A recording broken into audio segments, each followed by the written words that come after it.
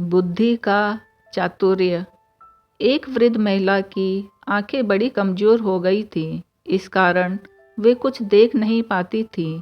पास ही में एक प्रसिद्ध चिकित्सक निवास करते थे। वृद्धा ने उनके पास जाकर कहा, वैद्य जी, मेरी नेत्रों में दोष उत्पन्न हो गया है। मैं कुछ देख नहीं पाती। आप मेरी आंखों को ठीक कर दीजिए तो मैं आपको विशेष पुरस्कार दूंगी। परंतु यदि आप उन्हें ठीक नहीं कर सके तो आपको कुछ नहीं मिलेगा। चिकित्सक वृद्धा के प्रस्ताव से सहमत हुए और अगले दिन सुबह वह उसके घर जा पहुँचे। वृद्धा के घर में तरह तरह की चीज़ें भरी हुई देखकर चिकित्सक के मन में लोभ पैदा हुआ। उन्होंने सोचा कि मैं प्रतिदिन इन्हें देखने आऊँगा और एक एक चीज़ उठाकर लेता जाऊँगा। इस कारण उन्होंने शीघ्र ही पीड़ा दूर करने की औषधि न देकर कुछ दिन इधर उधर में बिता दिए। बाद में एक एक कर सारी चीज़ें ले जाने के बाद उन्होंने विधिवत औषधि देना आरंभ किया।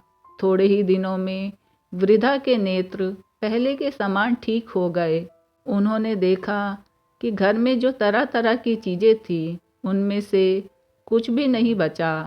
खोज करने पर पता चला कि चिकित्सक ही एक एक कर सब कुछ ले गए हैं।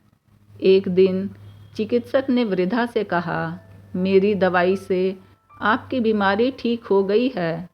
आपने कहा था कि ठीक हो जाने पर आप मुझे कोई विशेष पुरस्कार देंगी। अब अपने वचन के अनुसार पुरस्कार द्वारा संतुष्ट करके मुझे विदा कीजिए। वृद्धा चिकित्सक के आचरण से बड़ी नाराज थी, इसलिए उन्होंने कोई उत्तर नहीं दिया।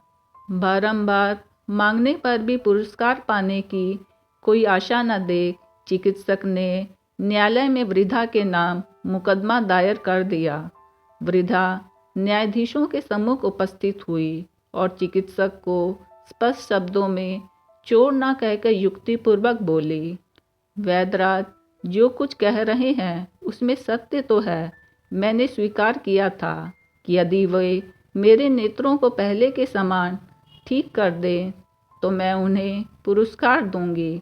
उनका कहना है कि मेरी आंखें ठीक हो चुकी हैं, परंतु मैं जैसा देख रही हूँ उससे तो नहीं लगता कि मेरी आंखें ठीक हो गई हैं, क्योंकि जब मेरी आंखें ठीक थी उस समय मेरे घर में बहुत सी चीज़ें भरी हुई थी और मैं उन सबको देख पाती थी।